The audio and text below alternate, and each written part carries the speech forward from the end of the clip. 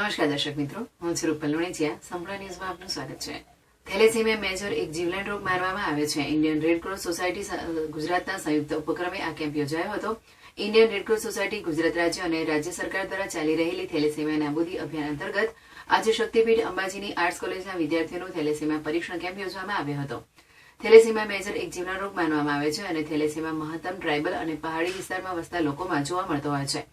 અંબાજીની arts કોલેજમાં 75% વિદ્યાર્થીઓ tribal છે, જેને લઈ આજે 350 જેટલા યુવક યુવતીઓના થેલેસીમિયા સ્ક્રીનિંગ કરી બ્લડ સેમ્પલ લેવાની કામગીરી Indian red cross society Gujarat અને દાંતા તાલુકા બ્રાન્ચ અંબાજી દ્વારા હાથ ધરવામાં આવી હતી. જોકે થેલેસીમિયાના ટેસ્ટની ફી ₹800 ઉપરાંત જેટલી હોય છે, પણ માત્ર આદિવાસી વિદ્યાર્થીઓના લાભાર્થી વિદ્યાર્થીઓ પાસેથી સામાન્ય ચાર્જ લઈ વધારાનો ચાર્જ અંબાજી કોલેજના ફંડમાંથી ચૂકવવામાં આવ્યો હતો.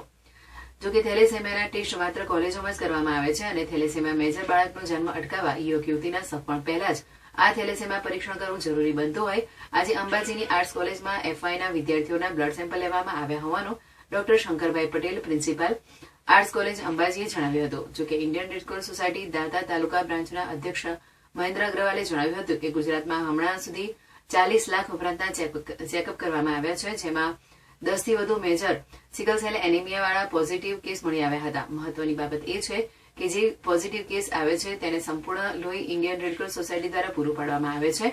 જેમાં માઇનોર કેસ મળી આવે તો બીજા માઇનોર સાથે લગ્ન ગ્રંથિથી બંધાઈ શકતા નથી, નહીં તો તેમનું સંતાન મેજર જન્મે છે, જે જીવલેણ સાબિત થઈ શકે છે, કારણ કે તેની કોઈ દવા નથી. આ પ્રસંગે Indian red cross society Gujarat બ્રાન્ચમાંથી સંજય વાણંદની ટીમ ખાસ ઉપસ્થિત રહી બ્લડ સેમ્પલ લેવાની કામગીરી કરી હતી. આ પ્રસંગે એનએસએસના programme officer doctor Pravinbhai Chauhan, doctor Savitaben સહિત અંબાજી કોલેજનો સ્ટાફ ઉપસ્થિત રહી આ કાર્યક્રમને સફળ બનાવ્યો હતો.